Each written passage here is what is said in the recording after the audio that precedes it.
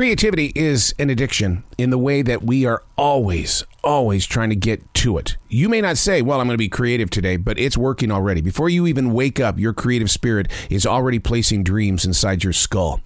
Creativity is going to keep you awake at night, and there's not enough melatonin in the world that can silence your creativity. All it's going to do is upset you. But if you learn to listen to your creative energy and build with it and play with it, it's a child, your creativity. Play with it. Things will begin to spin around. Unplugged, because we will always say yes to creativity, totally uncut, because we all make mistakes. So turn it into a tool. This is Arroe Unplugged. I wish you could be inside this forest today. I'm overlooking this forest in South Charlotte, North Carolina. The sun is just starting to rise. The ray of light after 2 days of gloomy gray. It was supposed to rain, but it never did. Isn't that interesting about life? How the weather forecasters will sit there and tell you, this is what's going to happen. This is how you should prepare. This is, and then it doesn't happen. You wake up to a day like today, and here is this incredible ray of light that is just the forest is lit up like it's Christmas. All the different colors. There's leaves still from the past fall, which was maybe six months ago, and the brand new leaves have this lime color to it. It just pops.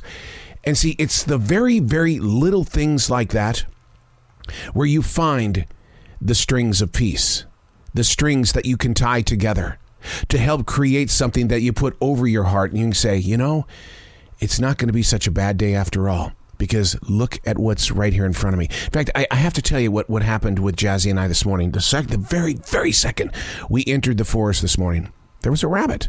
A rabbit. You don't see rabbits in the daytime. I always hear the rabbits scurrying around when we're in the forest at night. But this morning, before the sun even chose to rise, we still had light out there, but there was the rabbit, maybe 3 feet from us. And we just stood there having a conversation. I go, are you the Easter Bunny? Because it's Easter weekend. Hello, Mr. Easter Bunny. Hey, it's Arroe. This is The Choice. This is what I was writing while the sun was waking up on a brilliant new day. And today we are reading from April 15th, 2022. Today is Good Friday. A celebrated 24-hour period in the world of religion. It also bears the name Holy Friday, Great Friday, Black Friday. It's a celebration of the Passion of Christ. He sacrificed his life for the people. The word sacrifice. I had to go to dictionary.com to look up that word. It says sacrifice is surrendering a possession. If sacrifice is surrendering a possession, in digging deeper, we have to figure out what that possession is. Is it of materialistic value? During these modern times, we hear other people speaking of sacrificing their time. I sacrifice my time to be here. I sacrifice this in order for this to happen. I have to ask, is time a possession? Time may have value, but do any of us own time? If so, those many of us do nothing to protect their time. To find a presence in this place of now, and even here, as grateful as I am to be available, does it become selfish when we say, I give my heart to you? That in itself sounds like a sacrifice.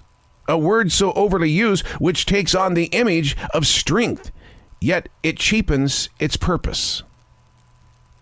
Grateful for Christ and his sacrifice.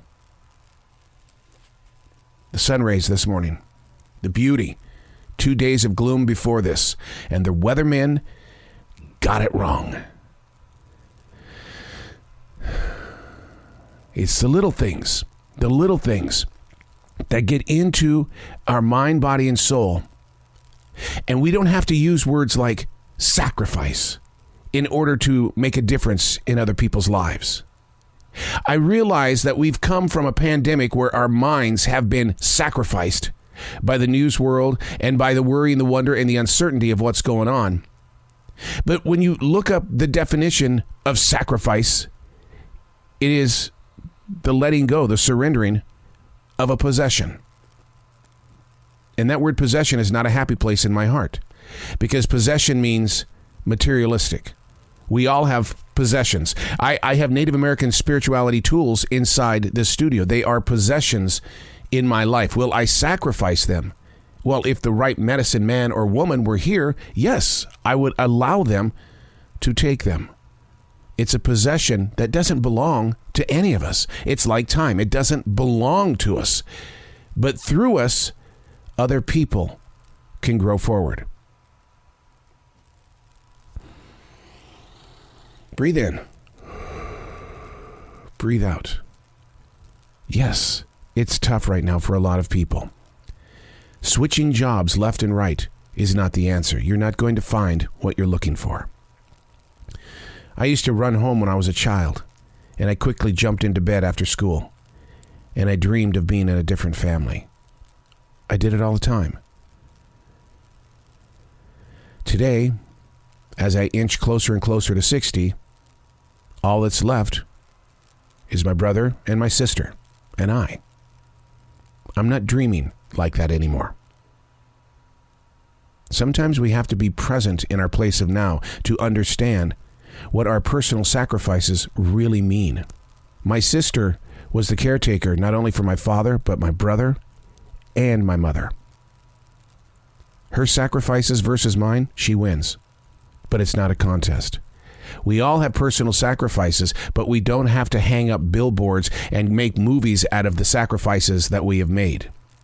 But on this Good Friday, this Great Friday, this Holy Friday, I just want to say, there was one that made a personal sacrifice, and it changed the world. I'm Arroe, and that's what I was writing while the sun was waking up on a brilliant new day.